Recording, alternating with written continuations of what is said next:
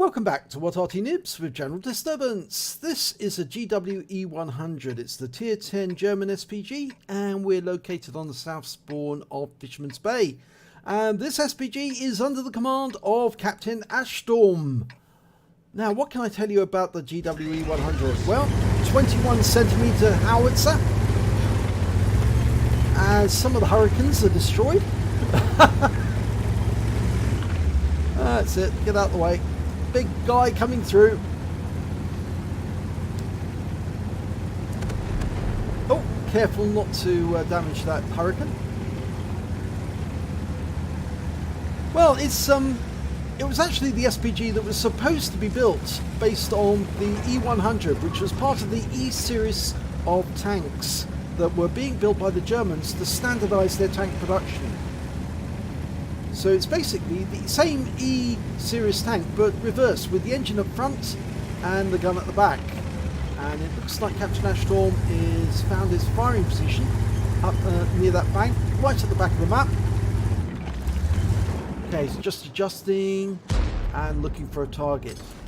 And he's looking at the centre line. Oh, there's an FB4005 Stage 2. That's commonly known as the ship barn.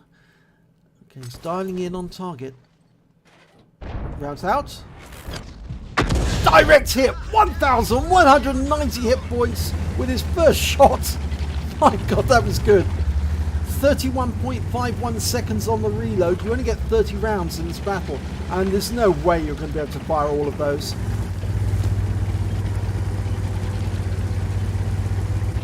In fact, it's one of the few arties in the game that you probably would actually be able to fire all shots if you had the time, but of course you don't.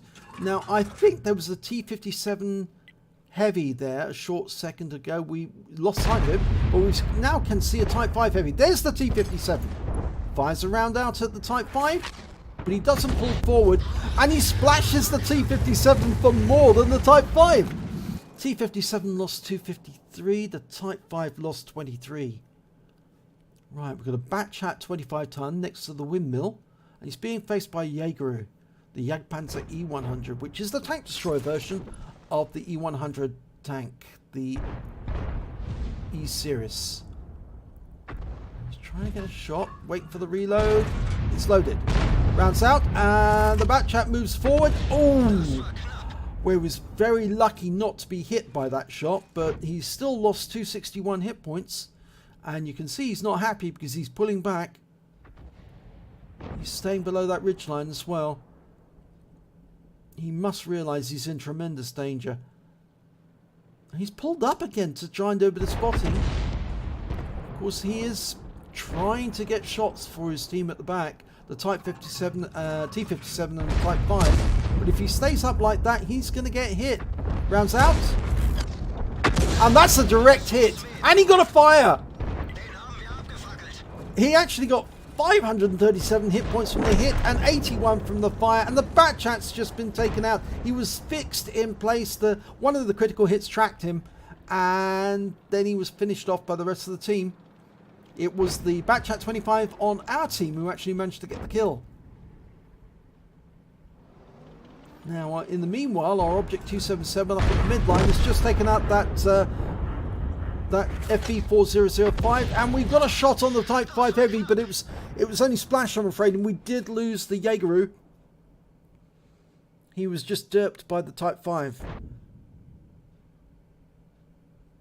There's a hell of a battle going on in the town centre. We'll have to keep an eye on that. It does help to have a big mini-map so you can do that, because you never know when you might need to run if the enemy turns up unexpectedly. Alright, Type 5's poked his head around the corner to do a derp, and received quite a few shots in reply. Captain Ashstorm's attention's been drawn to that Batchat 25 ton in the centre of the map. I think he's going to try for a splash. Oh! He hit the building. Still did 289 hit points of damage to the Batchat. Now, I think Wargaming ought to have more indestructible buildings in this game, and those buildings that were previously indestructible ought to be destructible if you apply enough force to them. I think it probably would be a lot more engineering to do the software for that, but it would make the game more worthwhile. If you hit anything with enough HE, it will go down. He's trying to get a shot there on the Type 5, but he can't see him at the moment.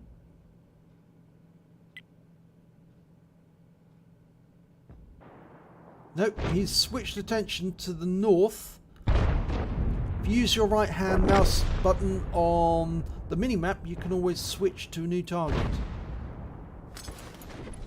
T-57 heavy. Can he get a shot through there? It's going to be very close to the buildings. It's probably not worth the shot, actually. Each of those shells are expensive. If he fires right now, he might hit the building rather than T-57, but he could splash him to death. And he doesn't need to, because the T-57 has been wiped out by our T-110E4. Going again for the back chat. Oh, no need to. He's been killed. There's the Type 5. Okay. Re-aiming, dialing in. A few seconds before we're ready. And there's also an Object 268 there as well. Rounds out. Oh, good. He hit both of them. He actually hit the Type 5, but he splashed the 268. And they've got stun on them as well. Now, we've conquered the city, but I think they're worried about that IS-7 in the centre. He's backing away from the centre now because he's actually under fire from two different sides. From just in front of him and from the side. So I think he's having to pull back. Rounds out. And a splash hit of 62. The IS-7 is stunned. He's pulling away. He's not going to be able to stay there for very much longer. He's probably wiggling as he goes, but... Oh yes, he's just receiving round after round. He's going to die. And he's gone down. The IS-7 got him in the end. But unfortunately, we just lost our Action 10 to the Conqueror gun carriage. And we're almost finished on reload. There are 3 enemy left. The Conqueror gun carriage, a Striv 103B, the Swedish flat pack, and the Progetto 65, the auto reloader with the Italian medium auto reloader with 4 shots in the magazine. And we're looking for that Striv. Where is he? Guerrilla's moving up. The Conqueror's probably in the dip. Oh, there's the Striv. Okay, we found him. Lining him up for a shot. Oh, no, he's been killed. The IS-7 got him. Now, where's that Conqueror gun carriage? He's probably in that dip area there. The water area. It's a favourite spot for Artie. It's difficult to know where they might be in that dip, though, so you can't just fire him willy-nilly. There he is. I found him. Rounds out. Oh, and the shell was fired before he was killed, but he was wiped out before our shell arrived. It's a long flight time from the other side of the map. It's 3.6 seconds. And the Progetto's not there. So he must either be in the northeast corner or he might be headed south. It's a possibility he's headed south, because if he saw the rest of the team headed to the west, he probably thought, oh, go south. Uh-oh, this is bad news. If he's not there, he might be headed in this direction.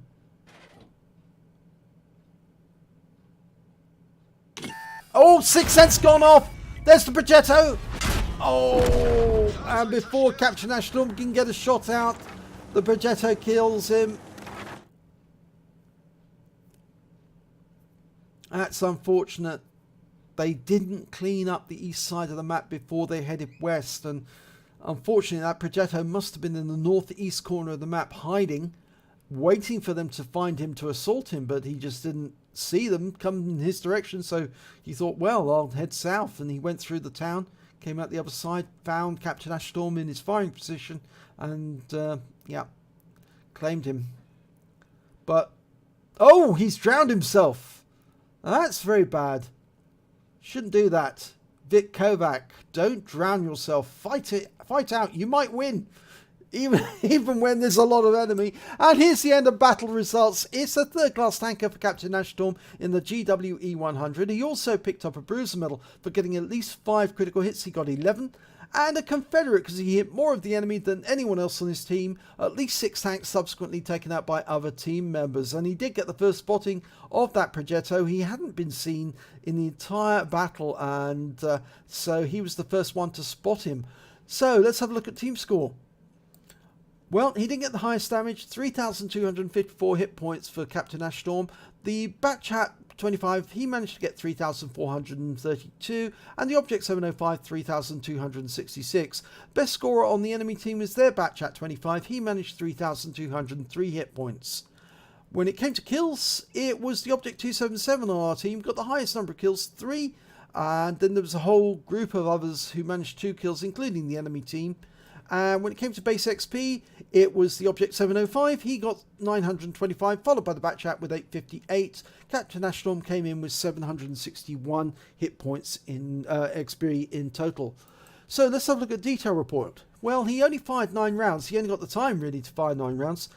3 direct hits, 3 penetration, and 7 splash. Damage of 3,254 hit points, all at more than 300 meters. He did receive 2 hits, both from the Progetto, and they were penetrations. He also spotted the Progetto, which means obviously that he picks up some extra points from that. And of course he damaged 7 of the enemy, but he didn't get any kills, which is why he got the Confederate. He hit more enemy than anyone else. So, damage to enemy vehicles stunned by him was 1,946 hit points, and that was off 10 stuns. On a premium account, he earned 62,873 credits, and after repair, ammunition resupply, and consumables, he only took away 5,811 hit points, credits rather. He received 1,142 XP, times 4 for the first victory of the day, meant he took away 4,568 experience points altogether. But I think actually the shot of the match must be that poor FB4005 right at the start. 1,190 hit points off 1 arty round. He must have been fuming after that shot landed, but there again he was spotted and he didn't take precautions to hide behind some cover. You need to do that. If there's arty on the enemy team, you need to find a position where you can hide and still get shots on the enemy, and if you don't, then obviously you've got to take the punishment. So congratulations Captain Ashstorm. It was a good victory, apart from the fact that obviously you did get killed at the end. But if you enjoyed this replay, please give it a like and do subscribe to our channel, and hopefully it'll be your replay that I'll be featuring in the next video.